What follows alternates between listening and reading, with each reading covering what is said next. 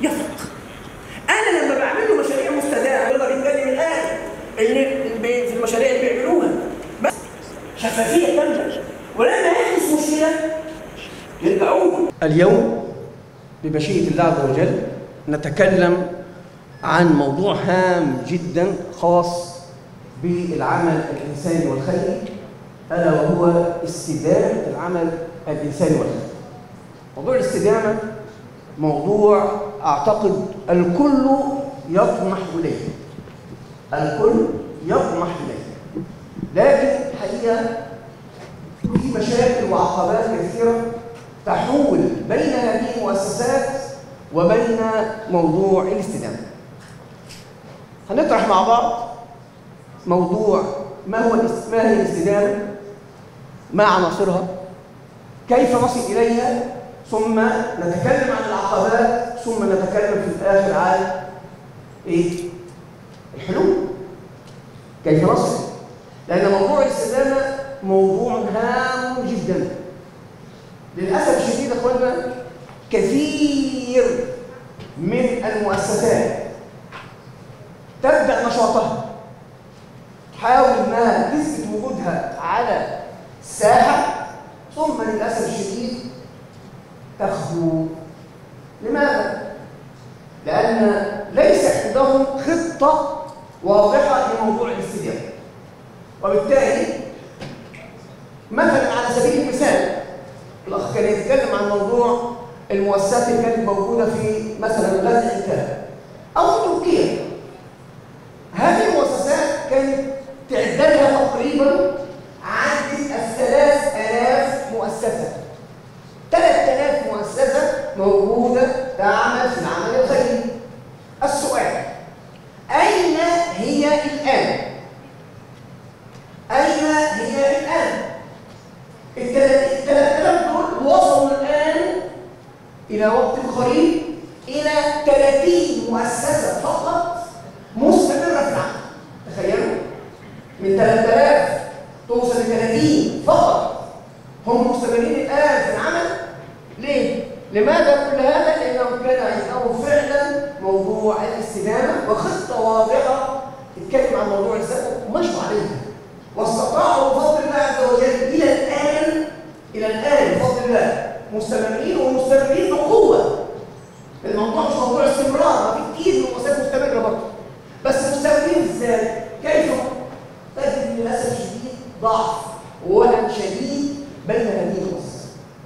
طيب انا اتمنى في الحقيقه واحنا بنتكلم الان كل واحد يعرض نفسه على هذه الامور التي سنتكلم عليها، يعرض مؤسسته على هذا الكلام ويقارن ويحاول ان يخرج من الهدف، ان تخرج من هذا اللقاء وهذا الملتقى بماذا؟ كيف اكون مستدام؟ كيف؟ لان هذه الاستدامه هدف ولا مش هدف؟ طب هي رؤيه ولا مش رؤيه؟ لا، اكيد لابد ان تكون للمؤسسات التي فعلا تريد ان تستمر رؤيه لها، والرؤيه لا تكون رؤيه فقط، بل يجب ان تكون بخطه خطه يمشي عليها المؤسسه، ومجلس الاداره هو اول المعني بهذا الامر، ان يتابع خطته، والا اذا لم يتابع الخطه ماذا سيحدث؟ للاسف الشديد اقول لكم سيحدث. طيب خلينا الان نتكلم على اهميه العمل الخيري. لا شك ان الكل يعرف اهميه العمل الخيري، كل حتى الناس يعني مش بس ليس فقط العاملين، لا، الكل يشعر ويعلم ضروره العمل الخيري. اليوم مع قضيه زي قضيه غزه وما تتعرض اليها، اكيد الكل يشعر، صحيح يشعر بتقصير شديد تجاه هذه القضيه وهذه الاحتياجات،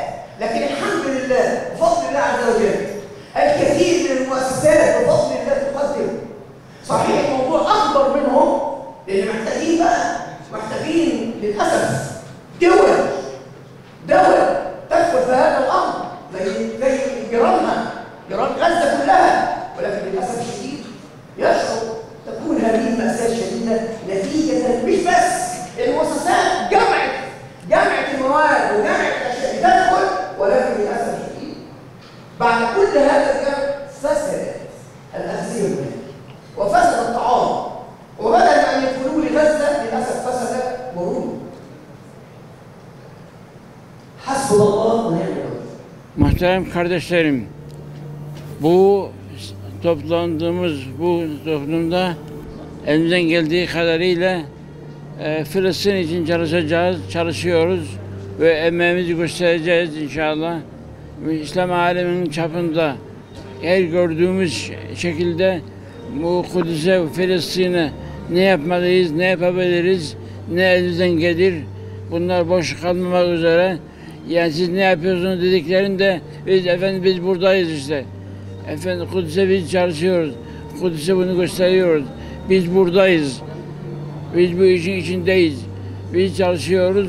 Elimizden geldiği kadar Filistin'e yardımlar, çeşitli yardımları ele getirmek, göstermek ve elimizden geldiği kadarıyla yardımların hepsini ortaya getirmek, göstermek üzere. Çünkü ihtiyaç çok büyüktür. Bugünlerde Kudüs ve Mescid-i Aksa'ya ihtiyaçlar çok büyük ve çok güçlüdür. Bunları hep göstereceğiz. Elimizden geldiği kadarıyla bunları biz olduğumuzu göstereceğiz. Biz buradayız. Neresiniz dediklerinde biz buradayız değil. İslam aleminin çapında Müslümanların taraflarının hepsinde biz buradayız deyip göstermek. Çok ihtiyaç var çünkü bugünlerde. Gittikçe ihtiyaçlar çoğalıyor, büyüyor. Gün geçtikçe gün büyüyor. Biz bunlara yardım etmeye ihtiyacımız var. Biz kendimizi göstermeliyiz. Çünkü az değil. Bu Filistin meselesi azından çoğundan bitmiyor. Çok güce ihtiyaçlar var. Her yönden, her güçten, çeşitli taraflardan bizim yapacağımız güçler vardır. Ve bunları göstermemiz icap eder. Allah-u Teala ne bize gösterirse, verdiği kadarını göstermemiz icap eder. Yapacağız inşallah. Allah bize gösterecek, eline yardım edecek. Yardım olduğu kadarıyla biz burada olacağız inşallah. Allah yardım eder hepinize. Allah yardımcımız olsun. Allah gücümüzü artırsın inşallah. Sağ sol haklarımızı hep eda etmeye çalışacağız inşallah, eda etmeye. Oldukça bunlar bizim için çok yararlı bir şeydir. İhtiyaç olduğu için, ihtiyaç olduğu kadar da ona göre de güç gerek ihtiyacı vardır. Hep bunları ortaya getirmeliyiz, biz burada olduğumuzu göstermeliyiz. Oldukça böyle olacak. Sonra gün geçtikçe ihtiyaçlar dediğim gibi çoğalıyor, artmıyor, artıyor. Gün be gün biz burada olduğumuzu bildireceğiz inşallah.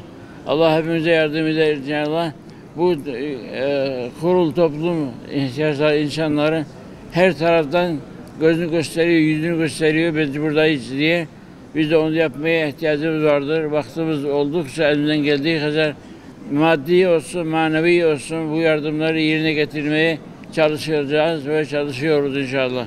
Allah hepimize yardım eder inşallah. Siz ve biz hep beraber olmak üzere Allah bize gösterir inşallah. Allah razı olsun. Sağ olun. صاحب الكلمة الطيبة والحكمة نعتز بوجوده بيننا كما نعتز بوجود كل الحاضرين ونستمد من حضوركم زادا للوعي والمسؤولية جزاه الله عنا كل خير وأطال الله في عمره. الآن أيها الأحباب ننتقل معكم إلى إحدى المحطات المهمة في هذا الملتقى الإنساني المبارك حيث تنطلق ورشة بعنوان استدامة العمل الإنساني والإغاثي بين الرؤية والتأثير، وهي ورشة مخصصة لعرض خلاصة الخبرات وأحدث المنهجيات في تحويل التحديات إلى فرص.